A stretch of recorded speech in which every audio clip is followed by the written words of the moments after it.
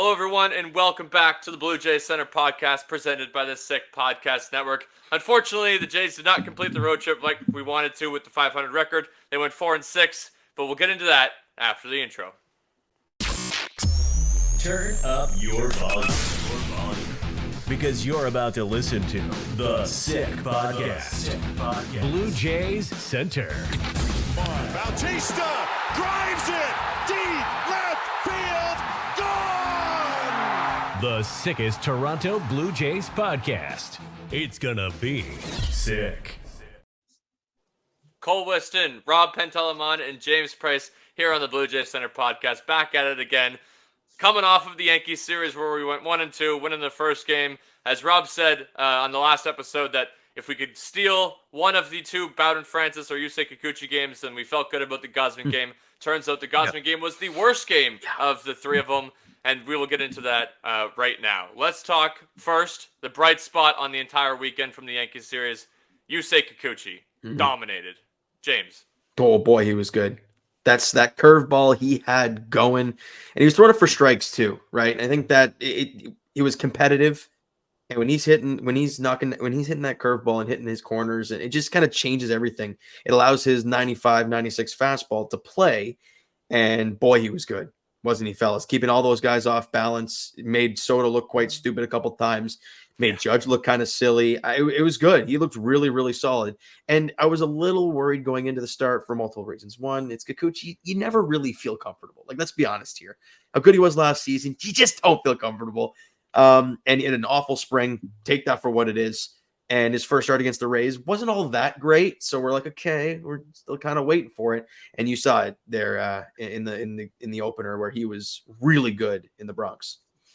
Anything, Rob? Yeah, I think we can fire spring training numbers to the moon if we haven't already, based on this weekend. If this weekend has anything to tell us. Yeah, no, I don't have a whole lot to add off of that. Unfortunately, because it was a Friday game, I couldn't catch most of it, James. So I'm glad that you did the whole rundown there on his performance. But yeah, based on what I saw, he looked terrific. I think he had 7 strikeouts in that game.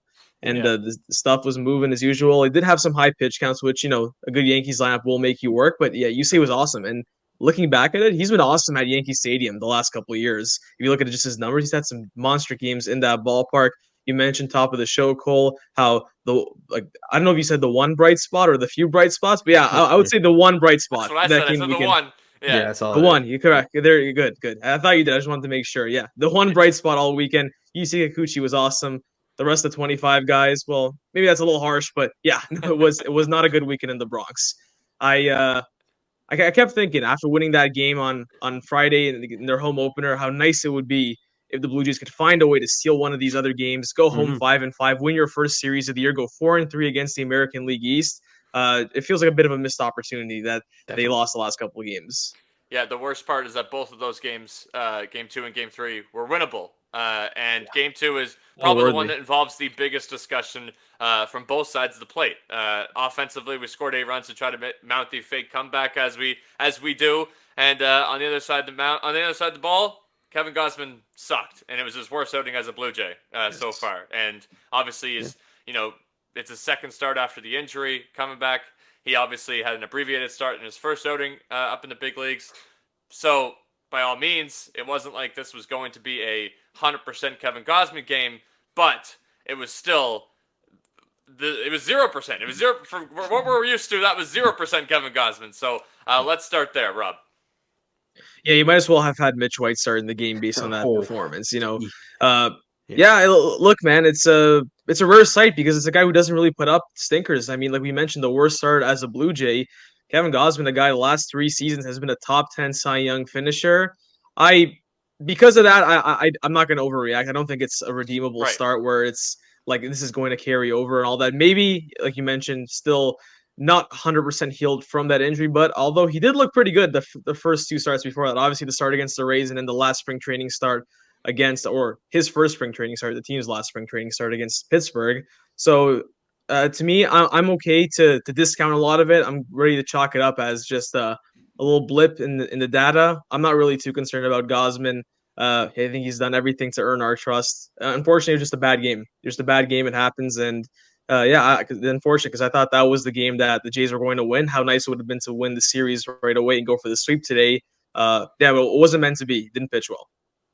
No, it definitely wasn't good enough. But I think the attributing factor, guys, was the fastball velo. I mean, we all saw the numbers. He averaged in that Rays start around 95, 96 was the average velo with his fastball.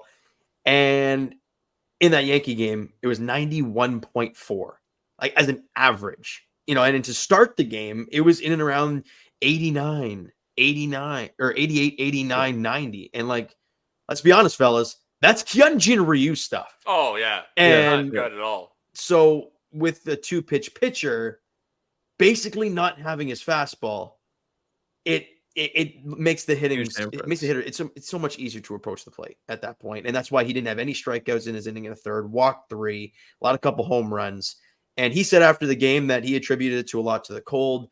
Whether you believe that or not, I'm not sure. I mean, it kind of does make sense. A guy who hasn't been stretched out at all. Yeah. His last 2 starts were in Florida.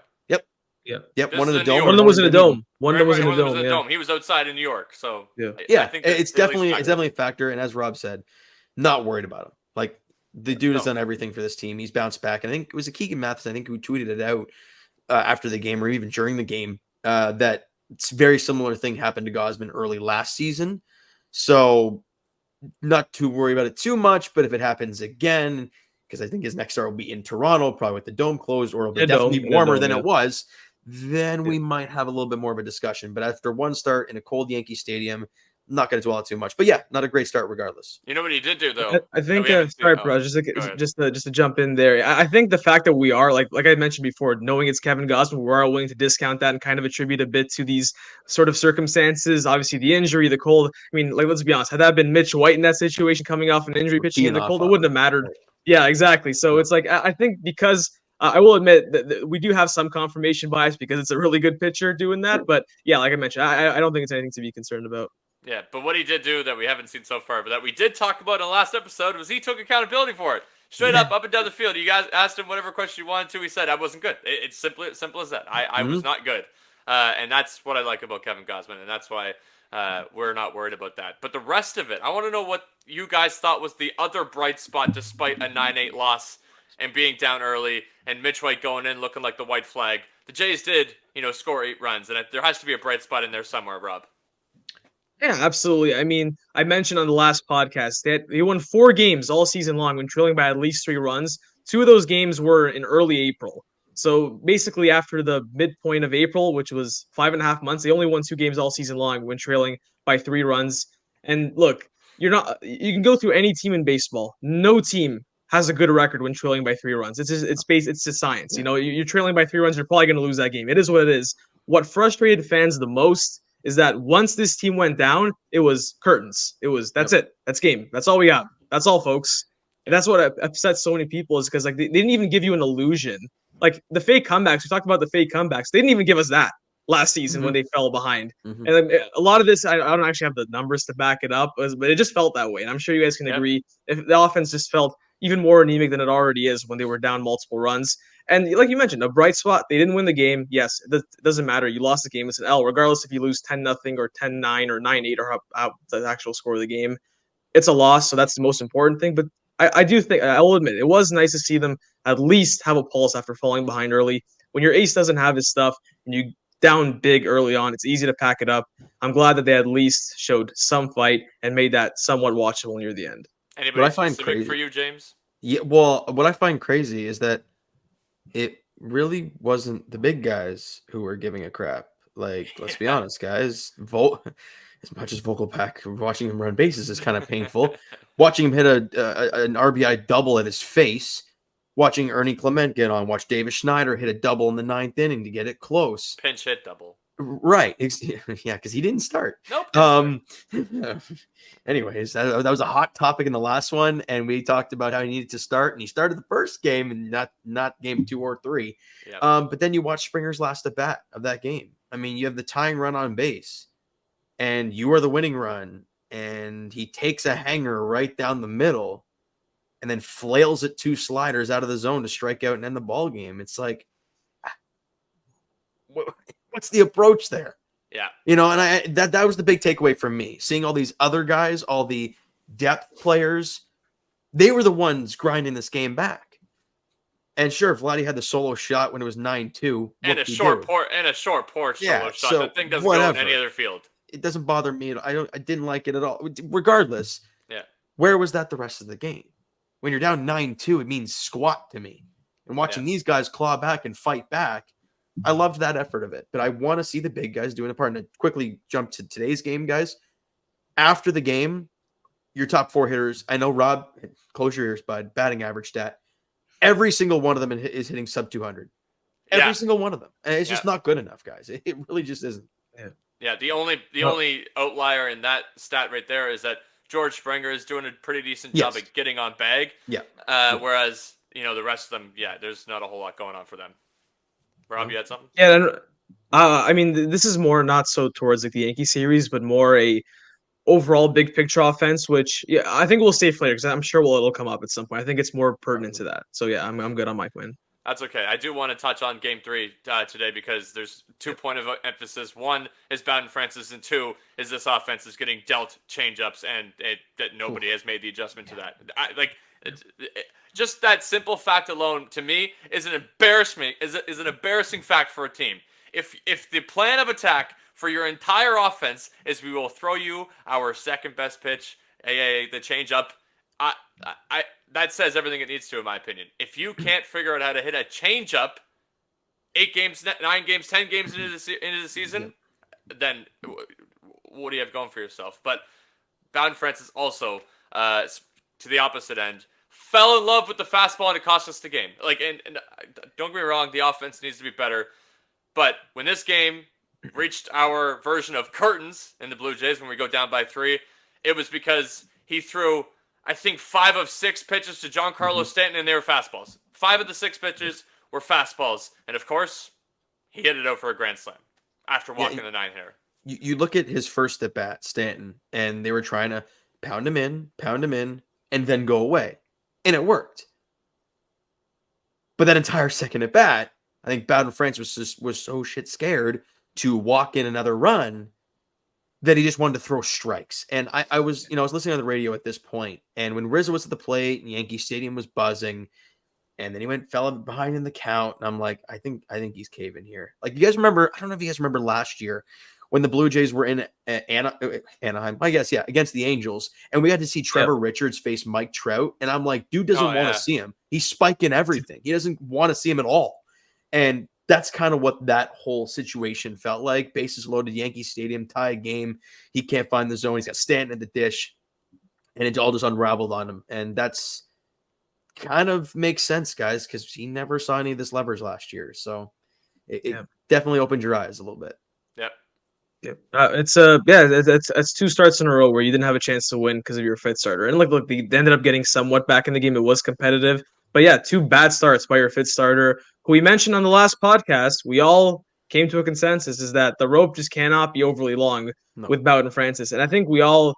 I'm not sure if anyone has difference of opinions. We seem to all kind of come to a consensus in the chat that yes, the first 2 starts were difficult. We're willing to see it through one more start against a really awful Rockies team at home next weekend.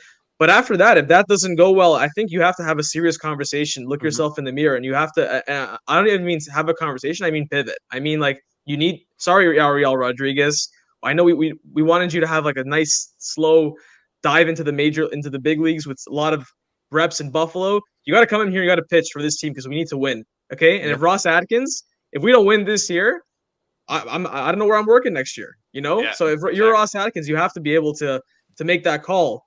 And look, at this point, Bowden Francis, to me, he's out of rope. At this point, one more bad start, and I think at this point you have to got to make a shift. And in terms of the actual game plan stuff, I agree with you, Pricey. There, your analysis there was spot on. I thought first time through the order, he put up 2 zeros for the first 2 innings, but the whole time you just watched you watch how he pitched, and credit to him, put up the zeros. A lot of hangers. Yeah, I think that's why he might have fallen in love with the fastball, because the off-speed stuff just wasn't hitting his spots. He did throw a nice one to Soto. He struck him out in the first inning, which I thought was really impressive. But that was one of the few that he threw that was good all game long. I thought that he got away with a lot of unfamiliarity because the Yankees had never seen him before. But I was always worried. Let's see how he does the second time through the order, and sure enough, it didn't go well. It didn't Yeah. go That well. is something that, I think we mentioned it probably in the last pod when we were talking about it, was Kevin Barker mentioned it in spring training, how his stuff is good to start games, but as it gets deeper, the stuff starts to diminish a bit. Now, we saw that today, how stuff was decent to start, was able to get through 2, but then the third, when the stuff started to fall off and he started to get into trouble, he get derailed. So it's something to keep an eye on, guys. It really is. Yeah, and that moves us to the rest of our show. And we first go to the banter bag, then we're going to have Stat Genius as always. Then we're going to have On the Farm. Lots to talk about now that all of it's rolling so far. And then, of course, we're going to preview the Mariners series as the Jays finally come home for the 2024 campaign. First, the banter bag. We have 4 questions. First one is, of course, number 27 is in a slump. And the question is, when do we suspect him to get out of this slump? I looked into it, actually. His numbers coming up against these pitchers actually look pretty good. He's 0 for 5 against Luis Castillo, but only 1 strikeout. He is 1 for 3 against George Kirby, no strikeouts, and he is, I think, he actually is good against Logan Gilbert, and so is the Blue Jays, and I'll get into that later. And he has a homer off of Gilbert as well. I think he's 4 for 13 or something like that. So I do suspect that Vladdy's coming home. He's going up against a Seattle team that obviously comes with a chip on our shoulder, and the fact that I think he has, at least on paper, some good ABs against these guys. I like to say that he might get out of the slump this weekend. What do you guys think? I'll I'm start. always it off, hopeful, bro. but You wanna start it off? I'm you can fire it up. You All right, got buddy. it. Well, Okay. my one thing for Vladdy is show that you care. Yeah.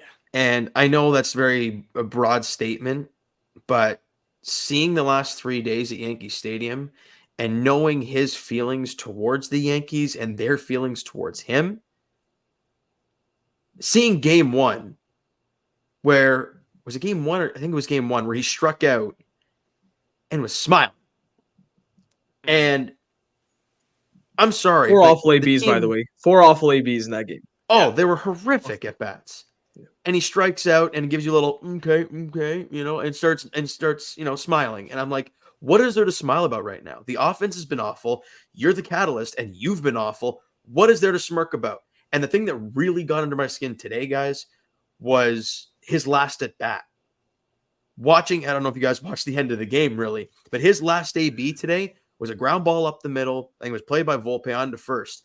And, as you guys know, camera pans over when he fires it onto 1. You see Rizzo catch it at first base. In comes Vladdy into your screen, helmet off and just in his hand as he's running up the line.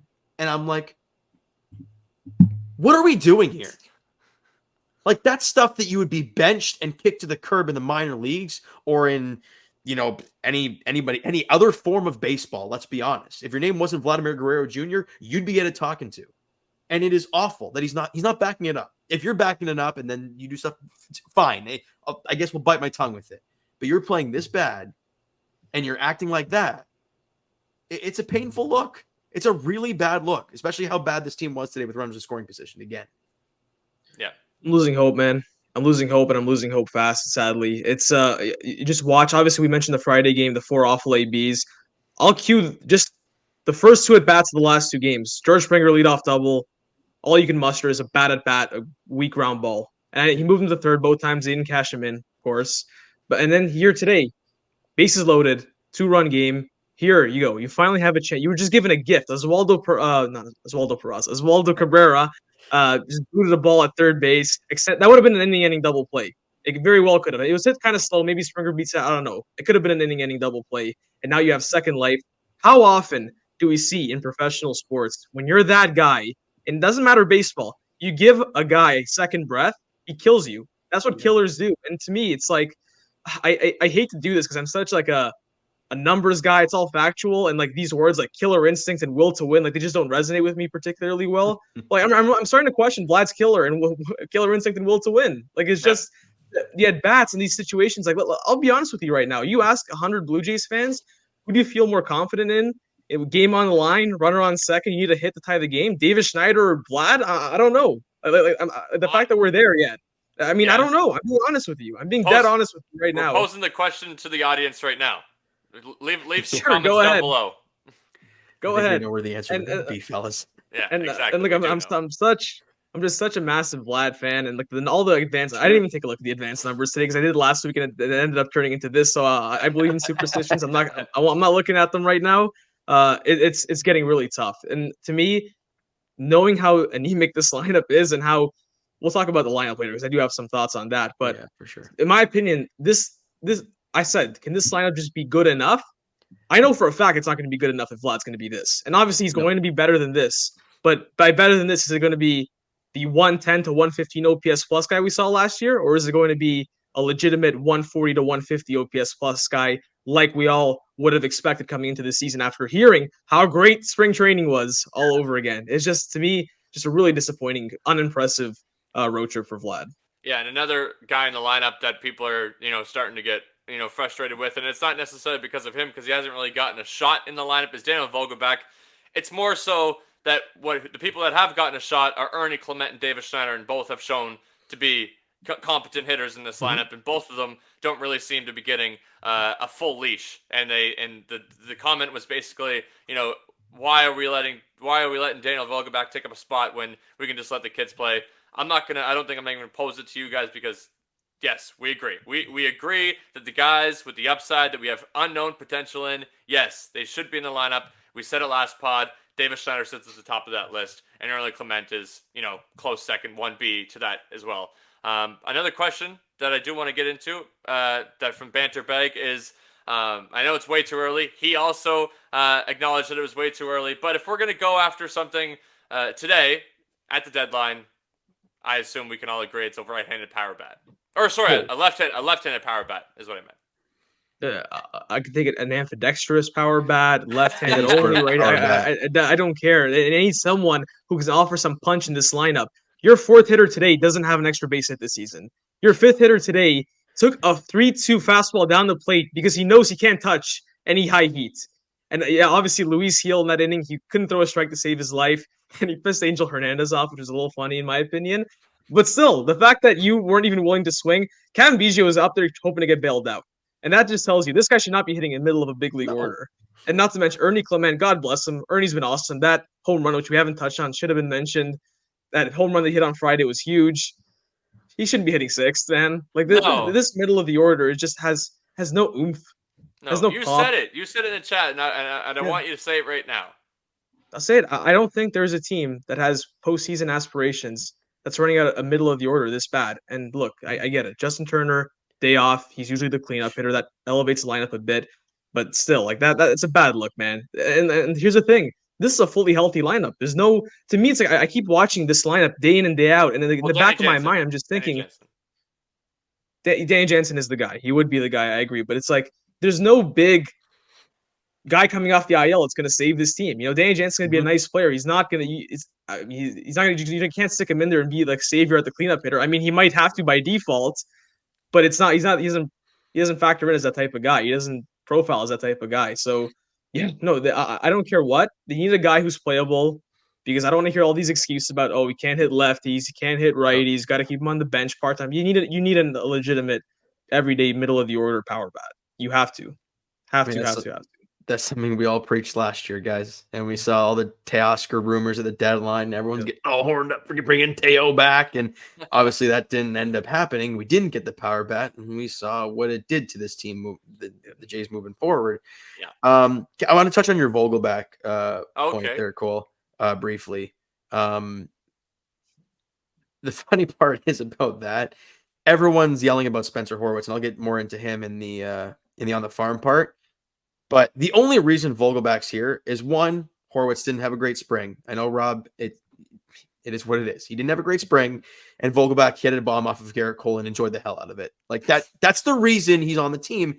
And with that being said, he is guaranteed $2 million by the Blue Jays this season. So they're not just going to send him packing and just say, yeah, there's $2 million gone. They're not going to let that happen. So he's going to be around for, I don't know how long it takes. Maybe when Joey Votto shows up, if that ever happens. And yeah, like I mentioned in the last pod, I don't think he'll play a game. We haven't heard squat about him since. But that's why I wanted to bring up about Vogelbach. That's why he's on this team. One more thing. Yeah. One more thing. And obviously, I don't want to spend too much time on Daniel Vogelbach, but I also just generally think that position, that 26 man, it's really got no use to the Blue Jays. They would love to take an extra pitcher, but unfortunately they can't. It's got to be 13 and 13.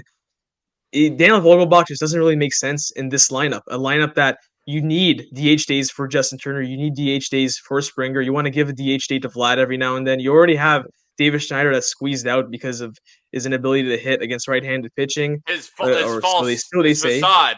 So they say, yeah. So they say, yes, exactly, correct. So it's like to me, Daniel Vogelbach, he's just there to be a pinch hitter, in my opinion. I don't think he has any actual role in this team.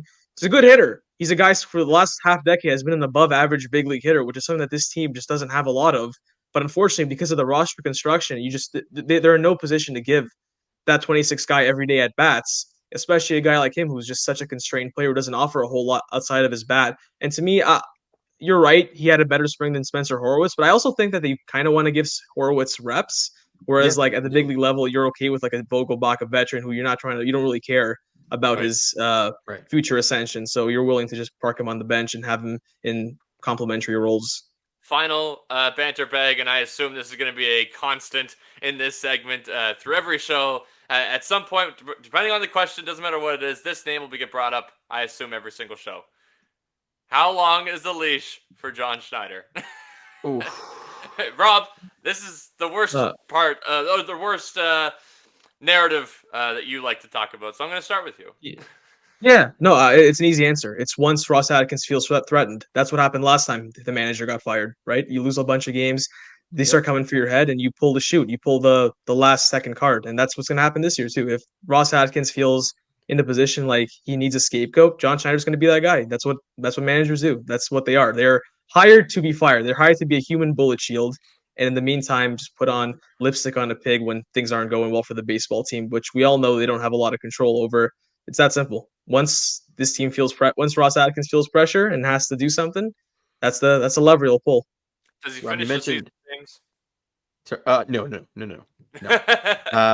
My thought, and it's funny because initially when the whole Montoyo stuff up, I truly believe that Schneider would be the guy getting the job, just because you think about it logically, right? He grows up with these kids, he goes through their system, wins championships in the minors with them. You'd think it would work in the No, and I logically I would argue against that. Why would you logically think for a World Series contender, somebody that you're trying to go over the hump, bringing up a fucking double-A manager was going to do it for you? Yeah, well, look, it obviously wasn't the case initially, but it was the easy move right away, and then of course, and that's why I think this is a little bit of a hot take I'm going to fire out there. I don't think John makes it to June. I don't think he gets to June. I think you give the first couple months, and with the offense being as putrid as they are, there's a reason that Guillermo Martinez still has a job. Stop. You don't think hold on. I think John gets fired before Guillermo. As crazy as it sounds. Gotcha. No. I'm not. No, he's not taking over. No. No. I think John. Who's taking over? Mr. Offensive Coordinator over here. Yep, that's where I was going. That's why he's here. Sure, because he's an offensive. Sure. Yeah. I think John gets I don't want it to happen just for the fact of he does seem like a good dude, but the fact this team's not responding to it, and it's the easiest move to make in sports to fire the coach, get a new voice. Tom Mattingly's been in the organization for a couple of years now, so it's not really a new voice. That's what I mean. Nothing's changing. Nothing's changing baseball-wise, by the way. Of course not. Yeah. But I think he doesn't make it to June, and I think Mattingly takes over for the rest of the season. We just kind of see how it goes from there. That does seem like the very likely scenario. Yeah. Whether you agree with it or not, I think that's the way it is. I could see a path. I'm being honest. That's okay. That's it for the banter bag questions. We will now get into something that's a bit more fun, but also tends to lead to negative. It's the Stat Genius section.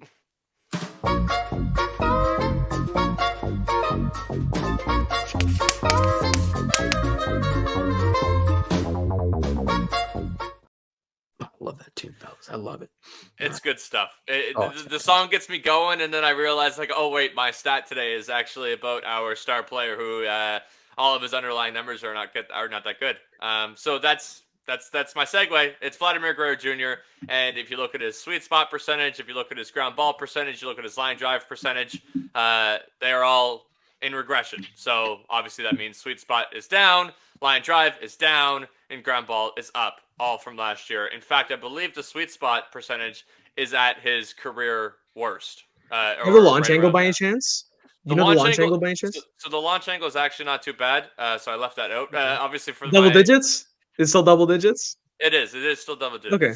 At least we have that working for us. It certainly feels like from these games. I don't know how it's double digits because from these games Right. it feels like it seems like 3 to 4 ground balls every time. And I was shocked when I saw his fly ball percentage is actually up from last year, and his launch angle is still good. I was shocked, but the rest of it isn't good, and I'm like, okay, well that makes more sense now. So that is my advanced analytics for today. If anybody else has anybody else, no? I have one. Now, with negative numbers, you can choose to dissect them two different ways, gentlemen. You can choose to look at them as what they are, and that's negative. It's not good. We can also do is choose to say, well, it can't get worse, which means it's only got to get better. And we have today's talk. It's the Blue Jays pitching staff, which we all agreed is the backbone that's going to carry this team. That's why you're excited. Pitching and defense. They were top 5 last year. They were so good. That's why you had any hope. That's why you still had hair by the end of the season, because the offense was just so unwatchable. They haven't been very good this season. I'm gonna go through the numbers right now. 25th in team ERA, 26th in team WHIP, over 1.5 a game. That's yikes. Yeah. 28th in Ks per 9, 30th in home runs, 18th overall. Fielding percentage, which isn't my favorite defensive stat. There's so many better stats, but it's just one that I could dig up there. 20th. Batting average against, 28th. So by all these metrics, all the raw numbers on the surface, suggest the Toronto Blue Jays pitching staff in 2024 is bad. It's below average, which is anything but what we expect coming into this season. Now, obviously, they are skewed. You had an awful outlier Kevin Gausman game yesterday. You've had 2 bad fifth starter games. Chris Bassett hasn't looked like himself. But overall, small sample or not, it hasn't been what we expected. And the offense certainly hasn't been what we expected. So the Toronto Blue Jays, based on all these numbers I'm giving you, are fortunate to be 4-6, which is not good. But at the same time, you could also look at it as, tough road trip, played 3 good teams, didn't win a series, but hey, 4-6 despite playing awful baseball. These underlying numbers suggest they've been playing awful baseball. No way around it. Yeah. Awful baseball. Sure. Maybe 4-6 isn't that bad considering how bad you've played. It's only going to go up. It's only got to go up. We all agree that all of those numbers will not be what this team finishes as. Yes. So yes, the only trajectory is up. Now for the actual positive section of this podcast so far in 2024, it is looking ahead to the future of the unknown, of what you don't already know. It's things you haven't seen before. It's the On the Farm section, and James Price leads the way. Well, okay. See, Cole, you teed it up for all the positive stuff. Now we got a hint of both. So I'm going to ask you guys, do we start with the negatives? No, start with the good news. Start with the good news. You want good news first? Okay. I mean, the bad news is quite rough. But let's start down in Dunedin with the Blue Jays. Now, obviously, it's quite low in the farm system, so it really doesn't mean too much to a lot of people. However, well, I will say to people that aren't in the hardcore baseball world, AA is actually where most of the top prospects and organizations are put into until they are literally on the doorstep of the major leagues, and even sometimes they will just skip AAA entirely because of the AA numbers. So it's actually a good league. Correct. Yes, Dunedin is the A-ball team. Oh, fuck me. It goes Dunedin, Vancouver, New Hampshire, Buffalo, Blue Jays. So quite a ways down. And that's where Alek Manoah is, but we'll get into him in a second here. The Blue Jays' first-round pick last season, Arjun Nimmala. We saw him right at the tail end of spring training, and he hit a bomb. And we're like, ooh. And what did we talk about, guys? I think it might have been the first pod. We talked about how their draft history has been a lot of, well, we want guys well-rounded. We want guys to be bat-to-ball skills, stuff like that. You don't get the high upside play. Well, Arjun Nimmala talked about it in that whichever pod it was. We talked about him being the first guy they finally take with upside, with that potential power. He's a big kid. What does he do? He hits his first home run in Dunedin today. It was 100 miles an hour off the bat, 376 feet. It was a moonshot. It was on an off-speed pitch as well, off a guy I think who does play in the big league. So he's kind of like Sawyer Gibson. He actually played in the major leagues last year. Yeah. Guy who has done it, and Arjun's only 18 years old. Definitely a big positive in that one. Manuel Beltre. Adrian Beltre. BJC legend, Manuel Beltre. who's Shout out to Manuel first couple Bumpers. seasons in the minor leagues offensively hasn't been there, but boy, he had a big day today. A walk-off 2-run shot for Dunedin to come back after Manoah's start. So big job from him. That's great stuff there. Now we go. Oh no, Landon. Okay, Merodis. I'll figure it out at some point, guys. But he was the Jays, I think, like 3rd-round pick last season. Their number 11th ranked prospect. He's only 19 years old, and he went 4 innings of hitless ball and struck out 5. Didn't walk anybody. Was really good down there in his. I think it was his first outing of the season, so he was awesome. Now we go to Buffalo, and boy, it was a great day for Buffalo. It really was. Orelvis Martinez, 3 for 5, scored 3 runs. He was great. Addison Barger hit his first home run in AAA this year. It was a 450-foot moonshot, 3-run shot. So he went 2 for 3 with 3 RBIs, scored a couple runs, and walked twice. He was great today. And also Spencer Horwitz. We talked about him briefly earlier. In the very minimal starts of the season, he's hitting 360 with an OPS of over 1,000. I think it was they had a double header yesterday, and he had 6 at bats. Got on base every time. So that's something to keep an eye on. And Yariel Rodriguez got the start, 2 1/3, 1 hit, 2 walks, 4 Ks, no runs allowed. So bottom line, he has allowed 1 hit over, I think it's 6 1/3 innings so far in his Buffalo time. Which does go one to our previous point of that Bowden Francis' leash is short, especially considering our Rodriguez's success so far in the minors, and then it will go to your next point of our other potential 5th starter. Yeah, so that's enough of the positives because the negatives just outweigh it, in my opinion. We obviously know Alek Manoah was kind of building up, was pitching the side sessions, all that stuff. He got into his first actual game for Dunedin today. Wasn't good.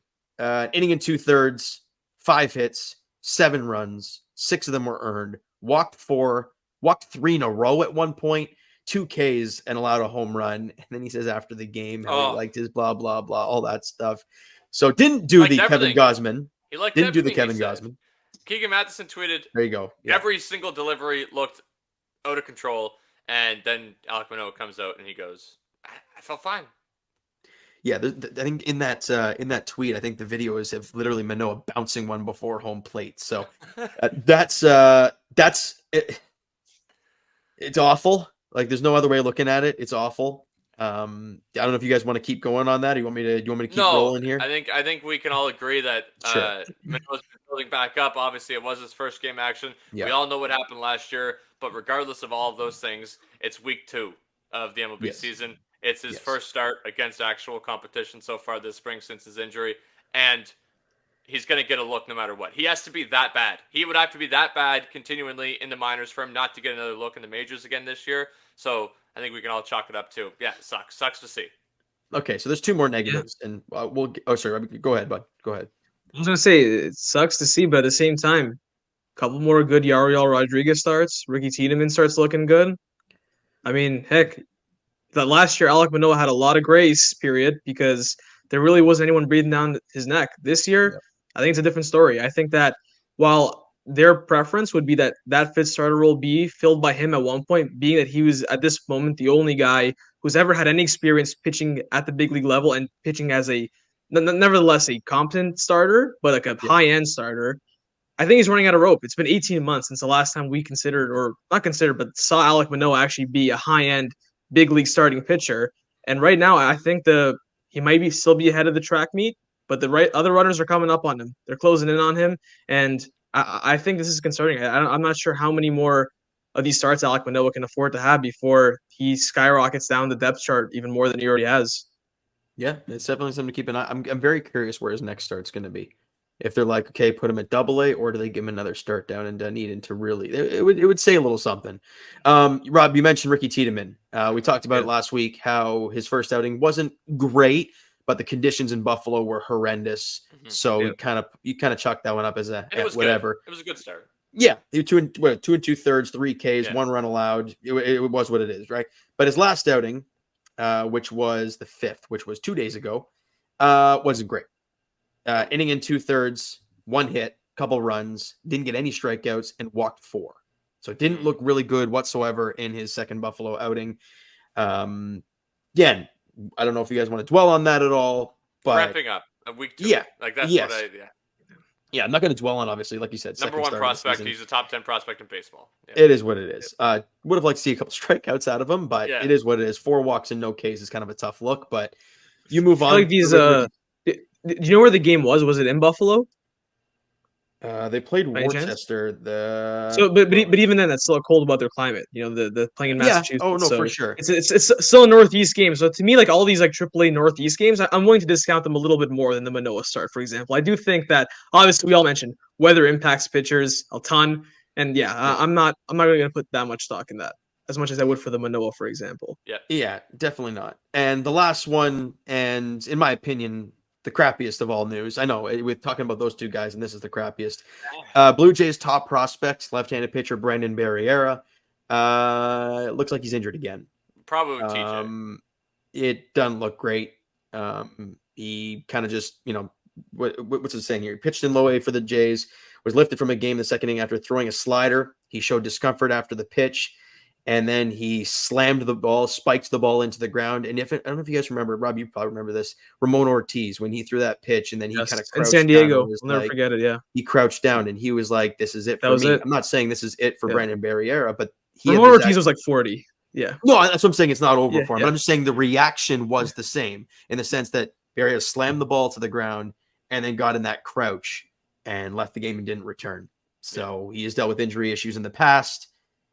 It doesn't look good. And of course, the 3 names we have mentioned are 3 of the bigger name young guys we have in this I org. would still put him third. I would put a bad Ricky start above it. I would put a horrific Alek Manoah start above that. And I would hold, yes, Barria might be done for the season. He might have another Tommy John. Who knows what happens after that? I understand. But he is third in that depth chart behind them. And then even behind Yari Rodriguez. So I agree. It sucks for a top prospect in any organization to go down like that. It's also probably trade bait you have, right? I would say I'll agree with that. That the worst part about this isn't about his future of Blue Jays. It's about what we could have gotten out of him if he panned out this year. Yeah, I get what you're saying. That makes sense. So that's it, fellas. Which does suck to commodify a human being, but yeah, I get what you're saying. Yeah, it does, yeah, exactly. So the preview for the Mariners series will have to be relatively quick as we are getting to the end of this show. But that's okay because the same kind of vibes exist, to be honest. I know we're 4-6. I know the offense is goddamn horrific. I know the pitching staff has shown, to be normal this year instead of, completely exceeding expectations. I just told you to give you the numbers. With a couple outliers, but yes, I agree with you. Overall, bad. The vibes are actually good if you look into this series with the Mariners. You're coming at home. Obviously, Toronto shows out for the first series of the year. You got, the new renovations, all the new gadgets and stuff. And then you're going to get up against the Seattle team who definitely you come into, and I hope there's some emotion going into your home opener that, there's a chip on your shoulder. Last time you were in this building against this team, they swept you in the wild card round. So, or maybe not the last time, but it happened, obviously. The most notable time with this team in your building. So, I guess you get game one. Can I jump in real quick? Yeah. Last time we saw these guys at our own barn, Anthony Bass. Yeah, I know. Down, I know what you're talking about. Yeah, exactly. Until Raleigh went deep again. Before that game, the Jays were 18-9. The offense was buzzing. They looked like a legitimate pennant team. They never looked the same after that. They had their share of wins. I never felt as good about that team after that Seattle series, for a record. So bad things happen when they come into our building. Yeah, and you get game one, you get Luis Castillo, which we all know what he did against us in game one of the wild card series. So, but what I do like, besides the fact that we know what Luis Castillo comes with, the Jays historically, I think he's only had 2 starts, but historically the raw numbers are actually not that bad. He doesn't give up many runs, but we usually get base runners on. Knock the ball around, the classic Blue Jays thing. We just get the big hit and get the runs in. But overall numbers have actually been pretty good. We have Jose Barrios going to the mound. Historically, he's been great against Seattle. So that's good for us. Our number 1 going up against their number 1. And then we got Chris Bassett versus George Kirby for game 2. Same thing. Chris Bassett at home, which obviously is the reverse split for himself. He's fantastic at home, or has been in his career, especially with the Toronto Blue Jays. So hopefully that works out in his favor. And George Kirby hasn't been good so far this year, and also hasn't really been that great against the Jays in general. Yusei Kikuchi goes game 3. and Logan Gilbert goes game 3 for Seattle, same thing. Logan Gilbert against this Blue Jays lineup, not good. Not good at all. We're really good against him. And over 900 OPS in 5 career starts, I think, against the Toronto Blue Jays in his career. And Yusei Kikuchi, in his limited sample against Seattle, obviously, because that's where he was coming over to the Jays. But in 2 starts I think he's had so far, he was good in both of them. Actually, really good in both of them. So hopefully, because we're coming home, and because we got 3 starters that we're actually somewhat used to, who we have decent numbers against, our pitchers are pretty good against these lineups, I have good vibes going into this. Especially when our star player has numbers that line up pretty well against these 3 guys. What's your thoughts? I have 2 thoughts. 2 thoughts and then a weird stat that I'm not sure how you guys will find, but I'll pitch it to you guys anyway. Yeah, I think Seattle's team very much in the same position as the Jays. Disappointing start to the season, just like the Jays. A bad offense. They haven't scored. In fact, their offense actually worse. They scored less runs than the Blue Jays so far this season. So that tells you all you need to know relative. Basically, kind of in the same position. They've really struggled. They're a team that obviously has aspirations to make the playoffs, just like the Blue Jays. So something's got to give. And look, you mentioned opening day. The vibes are always good. And unlike, I remember back in 2017, they started the season like 1-7 or 1-6 or something like that. They came on opening day and it was just, the air was just so out of the balloon. It hasn't been great, but it's not like that this year. I don't think 4-6 is terrible. It's still very much recoverable. Obviously, no time to panic just yet. So I'll be there going down to the park tomorrow. I know James will be too. It'll be a great time. It'll be fun. And now for my stat, I don't want to go back to the Stat Genius stat, but I will say this: Luis Castillo's last 2 games in Toronto, absent of that wild card game, which I wasn't at, by the way. Last year, I was at the game. They beat him with Seattle pitched. 2022, he came here to Toronto with the Reds. I was at that game too. They won that game as well. So the last 2 times I was in the building when Luis Castillo pitched, the Jays won. You're guaranteeing a win, is Putting it what out you're there. saying here. I like that. That's I'm just saying when Luis Castillo pitches, when I'm there, the Jays have 100 winning percentage. That's all I'm saying. Love it. This is data. These are facts.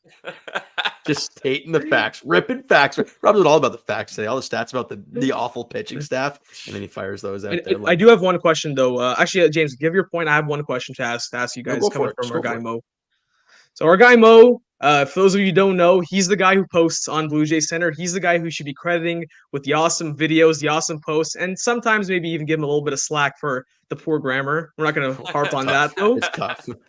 He asked the question. He asked me today to ask on the podcast, and he asked, what can this team do to get the fans back in and excited on them? And obviously, first thing we all come up, hit some balls, score some runs, hit some bombs.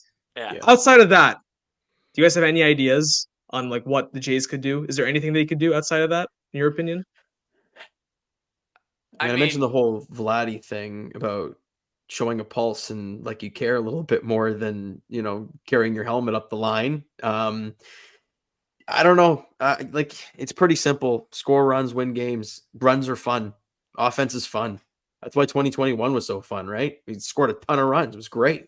That's why 15 and 16 were great. They scored runs. It was great. But the last 2 years, boys, it's been painful. I think to piggyback off that, showing a pulse is one thing, obviously. But just have fun. Like, this team used to have the likes of Vladimir Guerrero Jr., Teoscar Hernandez, and Vladimir Guerrero Jr. And say what you want about, those 2 guys who got traded away for the road field defense. The vibes in the dugout, this team was fun to watch. It was fun to be around. And they got rid of the home run jacket. They went all in on pitching and defense and turned this entire roster culture into a not fun, button up, let's go and try to win some ball games, and hopefully we can score a couple runs. Tied in briefcase. That's not fun. While we do it. And games. It hasn't worked out. And despite that, 89 wins last year, still one of the highest attendances in all of baseball. Like, Toronto shows out regardless. You win games, Toronto will be there. Oh, yeah. So they make the renovations, and Toronto showed out. Toronto loves the renovations. And now you're moving it into an all baseball encompassing lower level where all of the angles are focused on home plate, just the way it should be, just the way it is in every other ballpark that isn't for multi-purpose, things. All you need to do is have fun and win ball games. And Toronto has no problem supporting you whatsoever. It's the only thing to do in Toronto in the summer. I shouldn't say the only, but it's the thing to do in Toronto in the summer. So that's what you need to do. I said on the last podcast, because of a banter bag question, that regarding the City Connect jerseys, if you're going to release them at any point, releasing it during this homestand is when you do it, I think. You release them, you debut them, you have it for an entire series, and then that just adds a little bit of spark into this organization right now that could really use it, because this roster construction is not likely to provide it on the actual field. They might come away with wins, but we need to have more fun in the dugout. That's what we need to have, I think. Shout out Mo for I a agree. real question, by the way. Holy good smokes. Yeah, for a real question from Mo is quite rare. So that's a good one. This I'm came just- after he asked me if we can have a full-on rebuild conversation. I told him it's not a conversation. There Now we go. It's not an April 7th conversation. Yeah, Boys, I'm just ready to get to a ballpark and have to crank my neck yeah. like You guys almost will in be a there- 180 to watch exactly. the game. So you guys are going Like opening an owl. day. You guys are going opening day. Yeah. I'm going game 2. Good stuff. Out of principle, I couldn't go to opening day this year just because I don't feel like this Jays ownership earned my ticket to opening day. Fair enough. And then my last thing that I did want to mention in the preview, an actual thing, 3 more righties, obviously, which just leads another. So no question David too. Schneider again. So no David Schneider. Bench Probably, that. Yay. right, he probably starts one of the 2 games, comes in and pinch hits, and that's that. So, or one of the 3 games, sorry. But hopefully, You know what that means, Cole? You know what that means? You're going to see more IKF. Look Yeah. at that, fellas. Yeah. Isn't that going to be fun? yeah, I'm sure his splits against righties are really good. Oh, sure. So that's concluding our show. Another packed one for you guys. Hopefully the vibes turn around despite the 4-6 start to start the year. If we said it to you at the beginning of the year, that what we were going to get on the road trip, and yet, the only difference is that we scored 50 runs while doing it, the vibes would be good right now. So look at it that way. The only trajectory is up for this Blue Jays lineup and this Blue Jays pitching staff, and we're coming home. And hopefully that's what turns it all around. Thank you Win a for watching. series. Yeah, Win a series. Let's do it. Thank you for watching the Blue Jays Center podcast. James Price, Robert Pantalaman, Cole Whiston here, presented by the Sick Podcast Network. And that's a wrap. Hope you don't miss us too much until next time. Follow the Sick Podcast Blue Jays Center on YouTube, Google Play, and Apple Podcasts.